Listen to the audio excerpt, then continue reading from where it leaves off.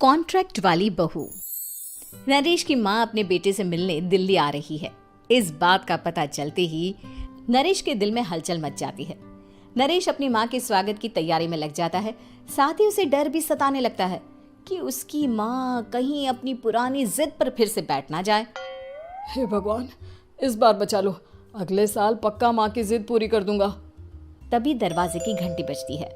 नरेश दरवाजा खोलता है तो सामने अपने मकान मालिक को देखकर हैरान हो जाता है, क्योंकि उनके साथ एक सुंदर सी लड़की भी थी।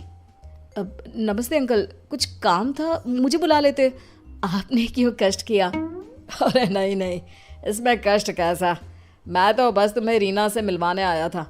आज से रीना तुम्हारे साथ इसी फ्लैट में रहेगी। अंकल, कोई लड़का फ्लैटमेट नहीं है? एक अनजान लड़की के साथ रहना मेरे लिए थोड़ा अजीब होगा।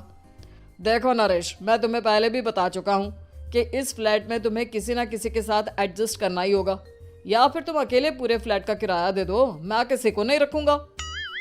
नरेश अपने मकान मालिक की बात सुन के रीना के साथ रहने के लिए तैयार हो जाता है, पर अंदर ही अंदर उसे ये बात खाने लगती है कि वो अपनी माँ को क्या जवाब देगा जब उसकी माँ रीना के बारे में उसे पूछेगी। दिन बीतने लगते हैं। नरेश और रीना अच्छे दोस्त भी बन जाते हैं, पर अभी भी नरेश अपनी प्रॉब्लम का सॉल्यूशन नहीं ढूंढ पाता। एक दिन नरेश बहुत परेशान सा बैठा होता है। तभी रीना उसे पूछती है, क्या हुआ नरेश, तुम काफी परेशान लग रहे हो, सब ठीक तो है ना? हाँ सब ठीक है, बस एक छोटी सी प्रॉब्लम है। वो एक्चुअली 2 दिन बाद मेरी माँ मुझसे मिलने आ रही है। अरे तो इसमें प्रॉब्लम क्या है, ये तो खुशी की बात है। हाँ रीना, बट मेरी माँ एक जिद लेकर बैठ गई है कि मैं शादी कर लूँ, पर मैं अभी इस चीज़ के लिए तैयार नहीं हूँ। ऊपर से जब वो तुम्हें देखेगी तो 100 सवाल करेगी, क्या जवाब दूंगा? अरे इसमें कोई टेंशन वाली बात नहीं है। मेरे पास ना इस प्रॉब्लम का सलूशन है, जिससे ना तुम्हें शादी करनी पड़ेगी और ना ही तुम्हारी माँ मेरे बारे में कुछ पूछेंगी। रीना की बात सुनकर नरेश सोच में डूब जाता है। वो सोचता है कि रीना खुले ख्यालों वाली लड़की है, कहीं माँ को सच बता ना दे। नरेश को सोच में डूबा देखकर रीना कहती है, अरे क्या हुआ, किस सोच में पड़ गए? डोंट वरी, जैसा तुम सोच रहे हो ना वैसे कुछ भी नहीं है। मेरे पास एक प्लान है। मैं कुछ समझ नहीं पा रहा हूँ, कैसा प्लान? मैं समझाती हूँ। हम ना एक कॉन्ट्रैक्ट मैरिज कर लेते हैं। फिलहाल मेरे पास जॉब नहीं है, तो तुम इस रूम का किराया दे देना जब तक तुम्हारी माँ यहाँ रहेंगी, सिर्फ तब तक। और तुम अपनी माँ से कह देना कि मैं तुम्हारी पत्नी हूँ, इससे वो मेरे यहाँ रहने पर कोई सवाल भी नहीं करेंगी। अरे बात तुम्हारी ठीक है, पर माँ से झूठ बोलना, ना ना बाबा, मैं ये रिस्क नहीं ले सकता। कोई और आइडिया दो ना तुम। देखो मंजूर हो तो बोलो, वरना सच बता दो, मुझे कोई प्रॉब्लम नहीं है। रीना की बात सुनकर नरेश सोच में डूब जाता है। बहुत सोचने के बाद जब उसे कोई रास्ता नहीं मिलता तो वो रीना के बताए हुए रास्ते पर चलने के लिए तैयार हो जाता है। वो रीना से बात करता है और अपनी माँ की पसंद और नापसंद के बारे में बताता है।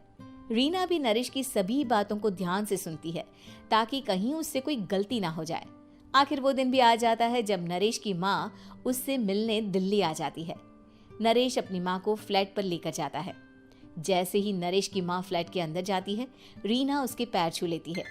ये देखकर नरेश की माँ थोड़ी घबरा जाती है और नरेश से पूछती है, अरे बेटा नरेश, ये कौन है?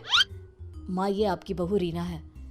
माफ़ी चाहता हूँ, सब कुछ इतनी जल्दी में हुआ कि आपको बता ही नहीं पाया, इसलिए सोचा कि क्यों ना आपको सरप्राइज दिया जाए। अरे बेटा, मैं तो बस तेरा घर बसा हुआ देखना चाहती थी।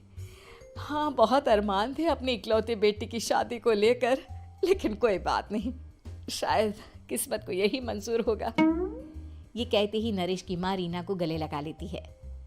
रीना बेटिया, मेरा बेटा ना थोड़ा नादान है, पर तुम काफ़ी समझदार लगती हो, और मैं जानती हूँ कि तुम इसका बहुत अच्छे से ध्यान रखोगी। माँ आप चिंता मत कीजिए, मैं सब संभाल लूंगी। नरेश की माँ अपने बहू और बेटे के साथ खुशी खुशी रहने लगती है। दिन बीतने लगते हैं। नरेश की माँ और रीना का रिश्ता बहुत मजबूत होता चला जाता है। वो दोनों सारा दिन एक साथ रहती और खूब बातें करती। इधर साथ रहते रहते नरेश और रीना भी एक दूसरे से प्यार करने लगते हैं। दोनों को इस बात का एहसास हो जाता है, फिर भी वो इस बात को छुपा कर ही रखते हैं। एक दिन नरेश की माँ और रीना शादी के बारे में बात करने लगते हैं। रीना बिटिया, ये तो नरेश ने मुझे बिना बताए शादी कर ली, वरना मैं तो अपनी इकलौती बेटी की शादी इतनी धूमधाम से करती कि सारी दुनिया देखती रह जाती। अच्छा माँ, आप ऐसा भी क्या करती नरेश और मेरी शादी में जो दुनिया देखती रह जाती? अरे बिटिया, एक माँ के अरमान तुम अभी नहीं समझोगी। मैं तो अपनी बहू को एक रानी की तरह लेकर आती और शादी भी बिल्कुल शाही अंदाज में करती, पर मेरे तो सारे अरमान ऐसे ही रह गए। खैर, मुझे तो अपने बेटे और बहू की खुशी चाहिए बस। ये कहते हुए नरेश की माँ की आंखों में आंसू आ जाते हैं। रीना भी ये सुनकर ख्यालों में खो जाती है, क्योंकि वो भी मन ही मन खुद को नरेश की पत्नी और उसकी माँ की बहू मानने लगी थी। शाम को जब नरेश ऑफिस से घर आता है तो रीना खुद को रोक नहीं पाती और नरेश के सामने उसकी माँ को अपने और नरेश के रिश्ते का सारा सच बता देती है। रीना की बात सुनकर नरेश की माँ दोनों से बहुत नाराज हो जाती है और घर वापस जाने की बात करने लगती है। तुम दोनों ने मुझसे सच छुपाकर बहुत ठेस पहुंचाई है मुझे। अब तुम लोगों के साथ नहीं रहना चाहती मैं, कल ही वापस चली जाऊंगी अपने घर।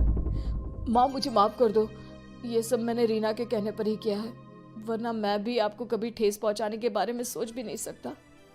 हाँ माँ, हमने ये सिर्फ आपका दिल रखने के लिए किया, प्लीज हम दोनों को माफ कर दीजिए। तुम दोनों ने मेरे अरमानों के साथ खिलवाड़ किया है, और वैसे भी मुझे अपने बेटे के लिए एक अच्छी लड़की ढूंढनी है, इसलिए मेरा यहाँ से जाना ही बेहतर होगा। माँ की ये बात सुनकर रीना खुद को रोक नहीं पाती। माँ, क्या मैं आपके घर की बहू बनने लायक नहीं हूँ? रीना की बात सुनकर नरेश हैरान रह जाता है। नरेश की माँ भी कुछ समझ नहीं पाती। मैं कुछ समझी नहीं, आखिर तुम कहना क्या चाहती हो? माँ, मैं वो नरेश से बहुत प्यार करती हूँ और साथ ही साथ मैं आपको भी अपनी माँ मान बैठी हूँ। आज जब आपकी बातें सुनी तो खुद को रोक नहीं पाई, इसलिए सारा सच आपको बता दिया। रीना की बात सुनकर नरेश की माँ की आंखों में आंसू आ जाते हैं और वो अपने बेटे नरेश और रीना को गले लगा लेती है। मेरे घर की बहू तो सिर्फ रीना बिटिया ही बनेगी। मैं आज ही तुम दोनों की शादी की तारीख निकलवा दूंगी, बस एक बार तुम्हारे घर वाले मान जाए। उसी दिन रीना के माता पिता भी उनके फ्लैट पर आ जाते हैं। दोनों परिवार आपस में बैठकर बातें करते हैं और शादी के लिए राजी हो जाते हैं।